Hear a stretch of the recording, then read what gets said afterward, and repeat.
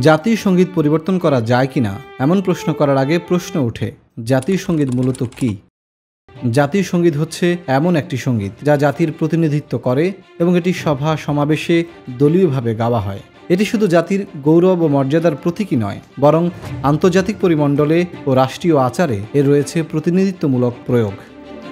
সম্প্রতি আয়নাঘর থেকে মুক্তি পাওয়া সাবেক ব্রিগেডিয়ার জেনারেল আবদুল্লাহিল আমান আজমি একটি ভিডিও কনফারেন্সে বাংলাদেশের জাতীয় সঙ্গীত আমার সোনার বাংলাকে বাংলাদেশের অস্তিত্বের পরিপন্থী হিসেবে দাবি করে জাতীয় সঙ্গীতকে পরিবর্তনের দাবি তোলেন তিনি। সেই থেকে সামাজিক যোগাযোগ মাধ্যমে এ নিয়ে তুমুল তর্ক বিতর্ক ও আলোচনা সমালোচনার জন্ম দিয়েছে। উল্লেখ্য, জাতীয় সঙ্গীত পরিবর্তনের এমন দাবি এটি বাংলাদেশে প্রথম নয়। এর আগেও তিনবার জাতীয় সঙ্গীত পরিবর্তনের দাবি ওঠে।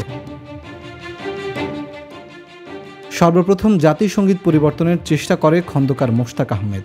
তৎকালীন সময়ে উচ্চ পর্যায়ের কমিটির মাধ্যমে ফররুখ আহমেদের পাঞ্জেরি ও কাজী নজরুল ইসলামের চল চল কবিতার যে কোনো একটিকে জাতীয় সঙ্গীত হিসেবে বাছাই করার চেষ্টা করা হয়। অবশ্য পরবর্তীতে এই পরিকল্পনা আর সফল হয়নি। এরপর দ্বিতীয়বার জাতীয় সঙ্গীত পরিবর্তনের দাবি ওঠে 1979 সালের 30 এপ্রিল জিয়াউর রহমানের শাসন আমলে। সেই সময় প্রথম বাংলাদেশ ও শেষ বাংলাদেশ গানটিকে জাতীয় সঙ্গীত করার প্রস্তাব করেন তৎকালীন প্রধানমন্ত্রী শাহ আজিজুর রহমান।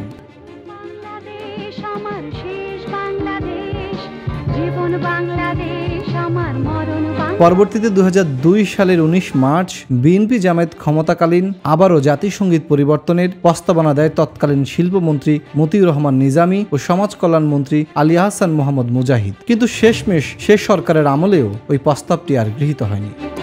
মূলত জাতীয় সঙ্গীত পরিবর্তনে নেই কোনো আইনি বিধিনিষেধ। পৃথিবীর বেশ কয়েকটি দেশ জাতীয় সঙ্গীতে পরিবর্তন আনে। 2006 সালে নেপাল তাদের জাতীয় সঙ্গীত পরিবর্তন করে।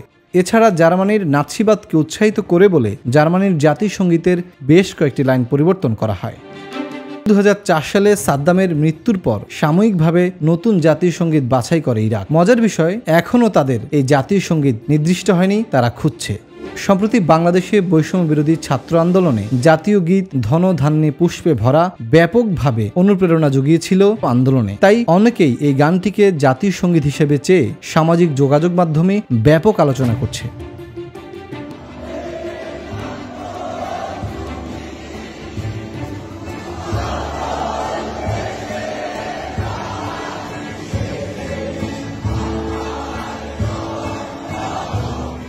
তবে এখন দেখার বিষয়, সামাজিক যোগাযোগ মাধ্যমের এই আলোচনা সমালোচনা কত দূর পর্যন্ত গড়ায়। সমতট টেলিভিশন, ঢাকা।